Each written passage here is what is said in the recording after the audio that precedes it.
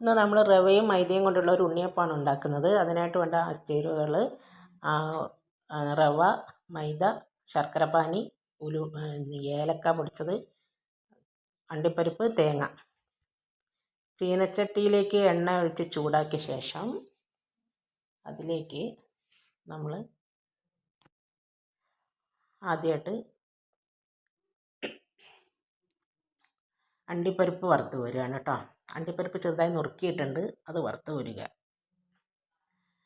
അത് വറുത്ത് നല്ലോണം ഇളക്കി മൂപ്പിച്ച ശേഷം മൊരിഞ്ഞ ശേഷം അതെടുത്ത് ഒരു പ്ലേറ്റിലേക്ക് മാറ്റി വയ്ക്കുക.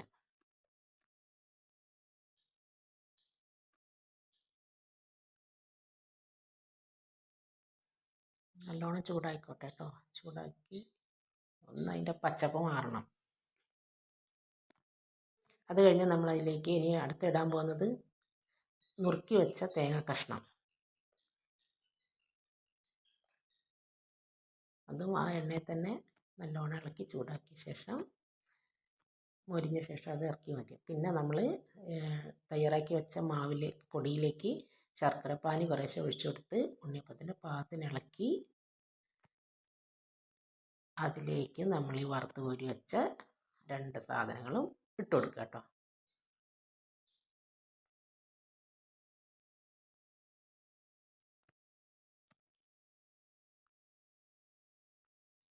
അത് ഇട്ട ശേഷം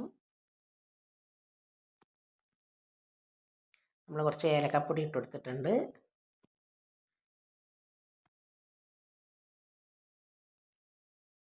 എന്നിട്ട് നന്നായിട്ട് മിക്സ് ചെയ്ത് കൊടുക്കണം. മിക്സ് ചെയ്ത് കൂട്ടത്തിൽ ഒരു നുള്ളു ഉപ്പും കൂടി ഇട്ട് കൊടുക്കണം കേട്ടോ. പാകത്തിന് ഇച്ചിരി കൂടി ലൂസാവാൻ ഇത്തിരിയും കൂടി ശർക്കരപ്പാനി ഒഴിച്ചു കൊടുക്കുന്നുണ്ട്.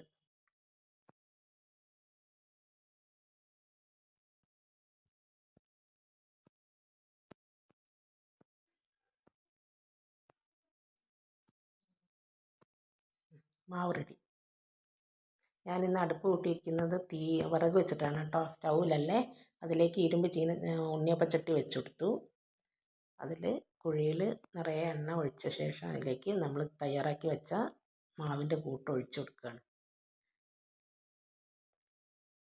തീയുള്ള അടുപ്പിൽ വയ്ക്കാൻ ഒന്നുകൂടി ടേസ്റ്റ് കൂടും. സാധാരണ ഗ്യാസിലല്ലേ, ഇങ്ങനെ വയ്ക്കുമ്പോൾ ഒന്നും കൂടി ടേസ്റ്റ് കൂടും.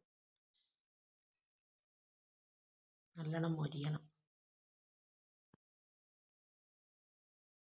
നന്നായി. നമ്മുടെ ഉണ്ണിയപ്പം റെഡി. നിങ്ങളൊന്ന് പരീക്ഷിച്ച് നോക്കൂ. Thank you.